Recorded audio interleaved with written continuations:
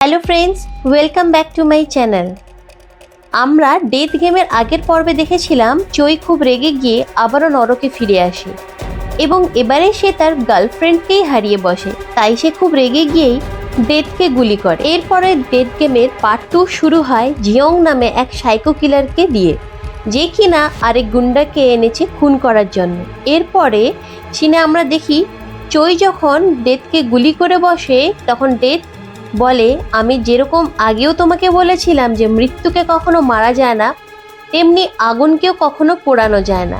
তাই ডেথ খুব রেগে গিয়ে চইকে আবারও গুলি করে বসে। এবারে চই সেই সাইকো জিয়নের শরীরে প্রবেশ করে। জিয়ং স্টুডিওতে ভয়ানক সব ছবি দেখে চই যখন ঘাবড়ে যায় তখন জাদুরগুলোকে সে তাকে দেখিয়ে দেয়। জিয়ং খুব সাধারণ পরিবারে জন্মগ্রহণ করলেও ছোটবেলা থেকে ড্রয়িংয়ে খুব ভালো ছিল এবং একটু বড় হয়ে পেশাগত জীবনে কোনো কারণে সফল হতে পারেনি। তবে তার ভাগ্য বদলে যায় যখন একদিন সে এক্সিবিশন করে ফেরার সময় এক মেয়েকে আত্মহত্যা করার হাত থেকে বাঁচাতে গিয়েও পারেনি এবং সেই মেয়েটির শেষ মুহূর্ত সে এক ক্যানভাসের পাতায় ফুটিয়ে তোলে। পরবর্তীতে এক লোক প্রচুর দাম দিয়ে ওটা কিনে নেয়। আর জিয়ং তখন খ্যাতি আর টাকা কামানোর উপায় বুঝতে পেরে নিজেই মানুষজনকে খুন করতে আরম্ভ করে এবং তাদের মৃত্যুকালীন সময়ের ছবি এঁকে খ্যাতি অর্জন করে।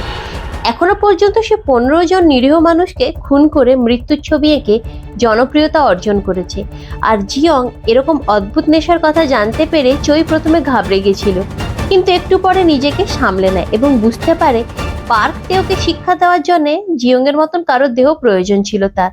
তবে লোকটাকে ধরতে যাওয়ার আগেই চই সেই ঘটনাস্থলে ফিরে যায় যেখানে তার গার্লফ্রেন্ড সমেত তাকে গাড়ি চাপা দিয়ে মেরে দিয়েছে। আর চইয়ের তখন মনে পড়ে যায় সেই রাতে জুংকে সেই কলমটি উপহার দিতে গিয়ে সে তার পড়ে গেছিল এবং কলমটি হাতে নিতেই তার আগের জন্মের সব স্মৃতি মনে পড়ে যায়, যেখানটাতে দুর্ঘটনার পরে পার্ক তেও তার উকিলকে বাধ্য করেছিল দোষটা নিজের কাঁধে নেওয়ার জন্য।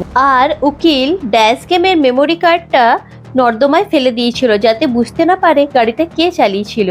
আর চই সেই মেমোরি কার্ডটা খুঁজে পায়, যা পার্ক তেওর বিরুদ্ধে একটা খুব গুরুত্বপূর্ণ এভিডেন্স। এদিকে চই জিয়ংয়ের দেহ নিয়ে পার্ক তেওর অফিসের সামনে হাজির হতে তার নাক দিয়ে রক্ত বের হয় এবং অজ্ঞান হয়ে যায়। আর ডাক্তারের কাছে গেলে ডাক্তার বলে তার ব্রেন টিউমার হয়েছে, যার প্রভাবে সে খুব শীঘ্রই মারা যেতে চলেছে।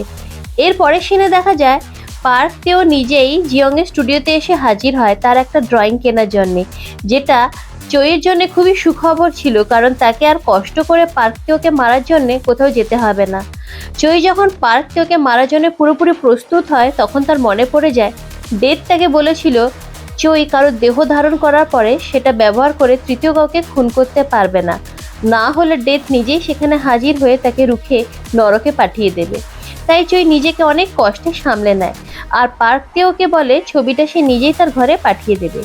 এরপরে পার্ক তেও গাড়িতে বসে আর কলমের ভেতর থেকে ড্রাগ বের করে 2-3টে ড্রাগ একসাথে খেয়ে খুব স্পিডে গাড়ি চালাতে শুরু করে, যেটা পুলিশ অফিসারদের চোখে পড়ে এবং তাকে আলটিমেট ধরে ফেলে এবং গ্রেপ্তার করে গেলে পার্ক তেও প্রচণ্ড রেগে গিয়ে সরাসরি পুলিশ কমিশনারকে ফোন করে। আর পুলিশ কমিশনার ওই পুলিশ অফিসারকে প্রচণ্ড বকা দেয়। বাধ্য হয়ে পার্ক তেওকে ছেড়ে দেয় এবং পার্ক তেও নিজের অহংকার আর দম্ভকে প্রকাশ করার জন্যে ওই পুলিশ অফিসারকে চড় মারে এবং প্রচণ্ডভাবে অপমান করে। আর এই সময় আরেক পুলিশ অফিসার আন কিন্তু পুরোটাই চুপ হয়েছিল যখন তার সহকর্মীকেও অপমান অপদস্থ করা হয়। এরপরে পার্ক তেও বাড়ি ফেরার সময় সেখানটাতে জিয়ংয়ের সাথে মুখোমুখি হয় এবং জিয়ং তাকে মেরে অপদস্থ করে ধরে নিয়ে আসে এবং গাড়িতে আসার সময় তাকে বিবরণ দেয় কিভাবে তাকে মেরে টুকরো টুকরো করা হবে, যেটা শুনে পার্ক তেওর মতন শয়তান লোক ভয় পেয়ে যায়। জিয়ং যখন তাকে তার বাড়িতে ধরে নিয়ে আসে সেখানে প্রচন্ড মাথা ব্যথার কারণে জিয়ং নিজেই অজ্ঞান হয়ে পড়ে যায় এবং উল্টো তাকেই বন্দি করে ফেলে পার্ক তেও এবং উল্টো তাকেই করাত দিয়ে কেটে কেটে টুকরো করে ফেলে সে। এরপর চই যখন আবার নরকের দরজায় হাজির হয় তখন আমরা দেখতে পাই ঘড়ির কাঁটা আরো এক ঘর পিছিয়ে গেছে। সর্বমোট 8টি জীবন ব্যয় করে ফেলেছে সে। তবে চইকে দেখে মনে হচ্ছিল না খুব একটা দুঃখবোধ করছে সে, উল্টো উচ্চস্বরে হাসাহাসি করতে থাকে সে এবং ডেথ তাকে দেখে বুঝতে পারে ইচ্ছে করেই সে জিয়ংকে মেরেছে। কিন্তু কেন? এবং সেটা আমরা পরবর্তী দৃশ্যে দেখতে পাই।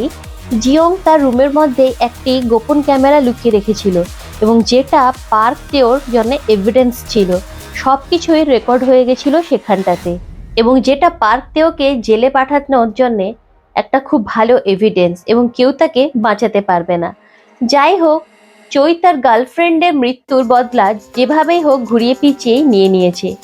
এরপরে ডেথ আবারও তাকে গুলি করে বসে এবং এবারে চৈ সেই পুলিশ অফিসার আনজেওর শরীরে প্রবেশ করে, যে তখন এক চোরকে ধাওয়া করছিল ধরার জন্যে।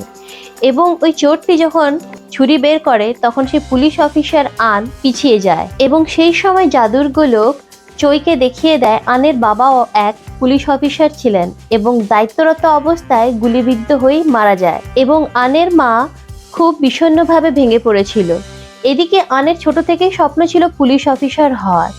এদিকে স্বামী হারানোর পর যখন আন পুলিশ হয় তখন তার মায়ের দুশ্চিন্তার ঝড় বয়ে যায়। তাই আন তার মাকে প্রতিশ্রুতি দিয়েছিল কোনো সময় বিপজ্জনক কোনো কিছুতে সে নিজেকে জড়াবে না, যার জন্য তার সহকর্মীরা তাকে সবকিছুতেই কাপুরুষ বলে ভাবত।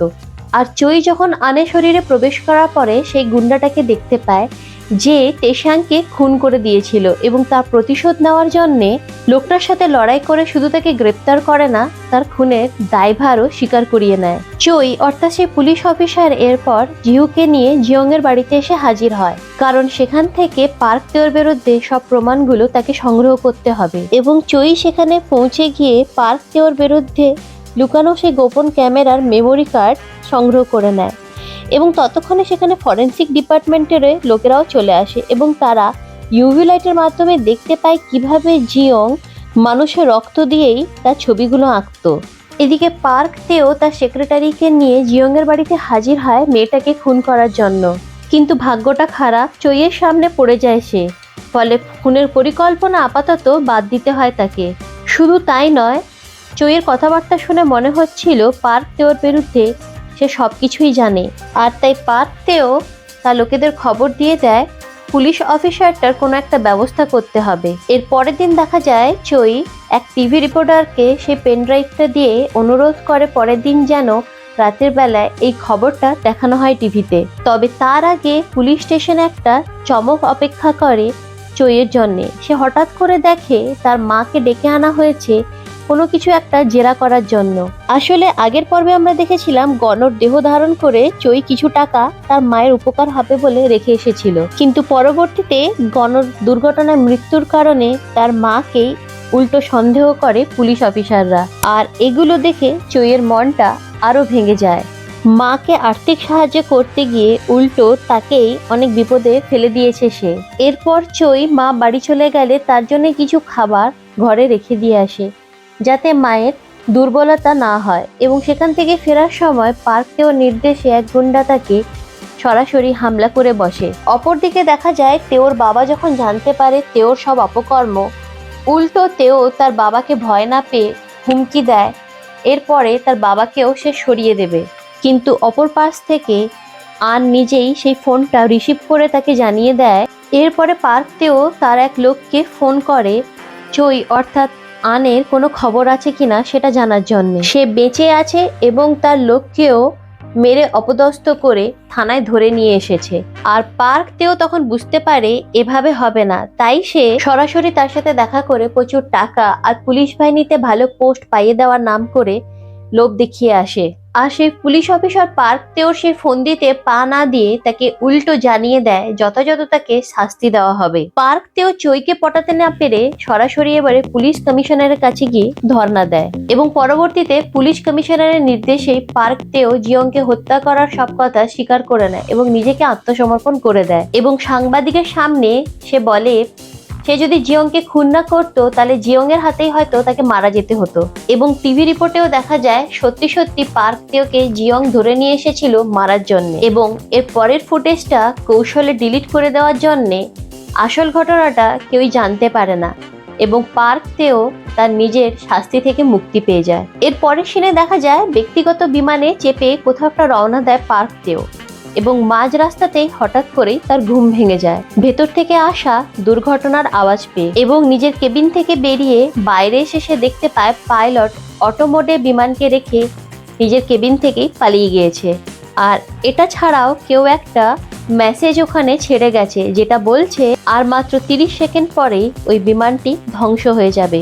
তাই বাঁচতে চাইলে তেওকে প্যারাশুট ব্যবহার করে নিচে লাফিয়ে পড়তে হবে। এবং বিমানের ইঞ্জিনে আগুন লেগে গেছে দেখে পার্ক তেও অনেক কষ্টে একটা প্যারাশুট নিয়ে নিচে লাফিয়ে পড়ে। আর নিচে লাফিয়ে যখন সে দেখতে পায় তার সামনেই আন অর্থাৎ চই দাঁড়িয়ে রয়েছে। আর একটা ফ্ল্যাশব্যাক সিনে আমরা দেখতে পাই আন আগে থেকেই জানতো পার্ক তেও তার সকল ক্ষমতা ব্যবহার করে আইনের হাত থেকে কোথাও একটা পালিয়ে যাবে। আসলে আন আগে থেকেই একটা ফাঁদ তৈরি করে, আর সে জানতো ভালো করেই পার্ক তেও কলমের ভেতরে ড্রাগ ব্যবহার করে, তাই সে কৌশলে ওটা চেঞ্জ করে দিয়ে ওখানে ঘুমের ওষুধ ব্যবহার করে। এরপরে আন যখন পার্ক তেওকে শ্বাসরুদ্ধ করে মারার চেষ্টা করে, আর তখনই ডেথ সেখানটাতে পৌঁছে যায়, কারণ ডেথের নির্দেশ ছিল সে কারো দেহ ধারণ করে অপর কাউকে খুন করতে পারবে না। আর তখনই চইয়ের হঠাৎ করে মনে পড়ে যায় তার প্রেমিকা কোনো সময় চাইতো না তার প্রেমিক একজন খুনি হোক, এবং সে সেখানটাতেই পার্ক তেওকে না মেরে পালিয়ে যায়। এবং যাওয়ার সময় হঠাৎ করে পার্ক তেও চেষ্টা করে একটা ছুরি নিয়ে আনকে মারার, কিন্তু তখনই তার সাথে বাঁধা প্যারাশুটটাই হাওয়াতে তাকে টেনে নিয়ে যায় এবং একটা গাড়ির সামনে পড়েই পার্ক তেও দুর্ঘটনায় মারা যায়। তো বন্ধুরা, এখানেই শেষ হচ্ছে আমাদের ডেথ গেমের আজকের এপিসোড। ভিডিওটি কেমন লাগলো সেটা আমাদের কমেন্ট করে জানান, আর ভালো লাগলে প্লিজ লাইক ও শেয়ার করে দিন।